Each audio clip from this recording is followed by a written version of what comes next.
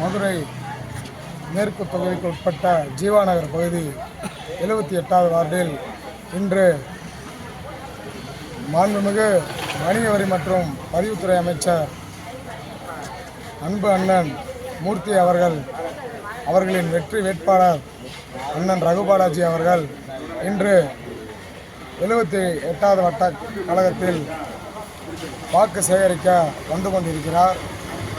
இந்த வாக்கு சேகரிப்பில் 78வது வட்ட கழக பொதுமக்கள் திரளாக கலந்து கொண்டு சுமார் 500க்கும் மேற்பட்ட பொதுமக்கள் திரளாக கலந்து கொண்டு அவரை வரவேற்க கோவலநகர் பகுதியில் காத்து கொண்டிருக்கிறோம். அது மட்டுமின்றி நமது கழக ஆட்சியில் எண்ணற்ற சாதனைகளை மக்களுக்காக எண்ணற்ற சாதனை தமிழக முதல்வர் மு.க. ஸ்டாலின் அவர்கள் எண்ணற்ற சாதனைகளை வளர்ச்சி திட்டங்களை நலத்திட்டங்களை அனைத்தையும் வழங்கியுள்ளார். அவர் செய்த மக்கள் பணியை வீடு வீடாக சென்று எடுத்து உரைத்து மேற்கு தொகுதி வெற்றியை அண்ணன் ரகுபாலாஜி அவர்களுக்கு சமர்ப்பிப்போம் என்று 78வது வட்ட கழகத்தின் சார்பாக கேட்டுக்கொள்கிறோம்.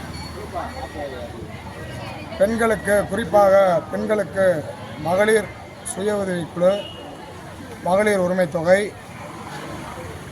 விடியல் பயணம், மகளிர் பேருந்து பயணம் என எண்ணற்ற திட்டங்களை கழக ஆட்சியில் வரலாற்றுமிக்க சாதனையில் தமிழ்நாட்டை வழிநடத்தி கொண்டிருக்கும் எங்கள் தமிழக முதல்வர் அவர்களின் வளர்ச்சி திட்ட பாதையை மக்களிடம் எடுத்துரைத்து கடந்த 15 ஆண்டு காலமாக மேற்கு தொகுதி திமுக கோட்டையாக இல்லை. இம்முறை கண்டிப்பாக மேற்கு தொகுதியை அண்ணன் மூர்த்தி அவர்கள் கோட்டையாக மாற்றுவார் என 78வது வட்ட கழகத்தின் சார்பாகவும் பொதுமக்கள் சார்பாகவும் உறுதி கூறுகிறோம். நன்றி, வணக்கம். உறுதிமொழியாக இது முதல்வர் மகளிர் உரிமை தொகை இந்த மாதிரி என்னென்ன பண்ணியிருக்காரு இதுவரைக்கும்? மகளிர் உரிமை தொகை, விடியல் பயணம் திட்டம், காலை உணவு திட்டம்,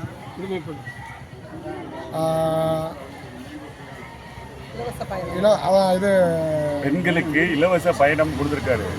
இதை அடுத்து அவர் மாற்ற போறது மாற்றம் அனைத்து பெண்களுக்கும் உறுதியாக அவர் செய்வார் என்ற இந்த நம்பிக்கையை நாங்கள் உறுதிமொழியோடு ஏற்றுக்கொள்கிறோம். இப்போ வெற்றிக்கான பாதை எப்படி போயிருக்கு? மக்கள் வரவேற்புக்கா? ரெண்டு பக்கம் பெரிய சரியான போட்டியாக இருக்குது. இதில் திமுக எவ்வளோ வெற்றி பெறுமா? எத்தனை?